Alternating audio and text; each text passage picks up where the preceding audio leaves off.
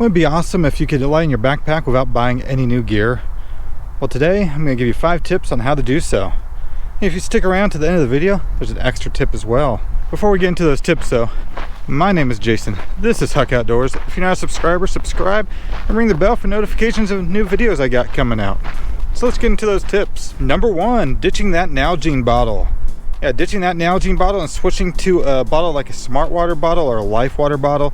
You're gonna save like 5 ounces right there alone. I know a lot of people have that special bond with their Nalgene bottle. They've got stickers from all the places they've been to. If you ditch that Nalgene bottle, you're gonna lose 5 ounces there just with that bottle alone. And if you're carrying 2 Nalgene bottles, that's 10 ounces off your pack. Not only is the Smart Water bottle lighter, it's also like the ideal shape for holding and grabbing out of your backpack. It's a lot easier to grab one of these out of your backpack, being how tall they are, compared to that Nalgene bottle. Plus, a Sawyer squeeze filter can thread directly right onto these bottles as well.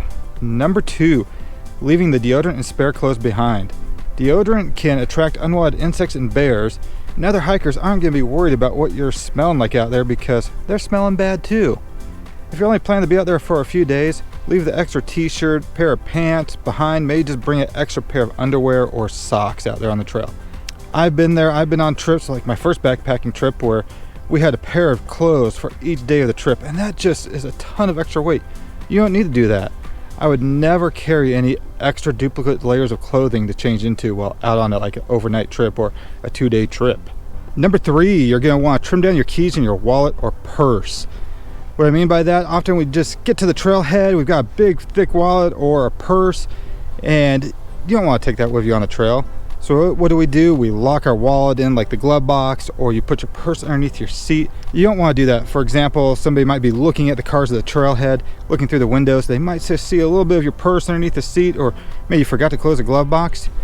Somebody's going to break in there and steal it. You don't want that to happen. So what do? Just bring the essentials. You can use a Ziploc bag, or what I like to do, I like to bring my wallet from Hilltop Packs or DCF zipper wallet, and I trim everything down. I bring 2 keys usually, and that's going to be my house key and my car key, and then I bring my ID, my debit card or a credit card, some cash, and then my emergency contact card, which usually is for my health insurance. And that's all I take. So what you want to do is just trim down your keys in your wallet or purse at home before you get out on the trail. So do you have any tips to line your pack that are cheap and easy to do? If you do, leave a comment below and share it with other people that are watching this video right now. Number 4, you want to check the weather and bring appropriate clothing only. So what do I mean by bringing appropriate clothing only? Well, before any trip, I check the weather, and if there's a chance of rain, I bring my rain gear. No chance, that rain gear is staying at home. Often we try to over prepare here. When I first started backpacking, I was always bringing just in case clothing layers. I now have a pretty extremely tried and true system, and depending on the weather, I may leave a few layers behind, or I may bring them. It just depends on what's going to be happening out there. Temperatures, snow, rain, sleet, hail, wind, it all depends. Just make sure that you have the proper clothing for any weather you might encounter and nothing else. Number 5, you're going to be repackaging your consumable items. What do I mean by that? Do you really need to bring an entire roll of toilet paper on your trip? What about an entire bottle of sunscreen? Not likely on most trips that I do, not even like a week-long trip. So what can you do? You can use small reusable lightweight containers or Ziploc bags to carry these items in and only bring what you need. This is a much better option than continually buying like those travel size items. Here's that extra tip I told you about if you stuck around to the end of the video, and that's cutting off the straps off your backpack. Not every single strap, don't get me wrong, you don't want to just murder that pack, but a lot of backpacks you get out there, especially off the rack packs like an Osprey or Gregory, they have a lot of extra straps that you can get rid of. Just be careful, there's no going back from that one, and it may void the warranty in some cases. But yeah, you can save some extra weight off your backpack by cutting those straps off you don't need.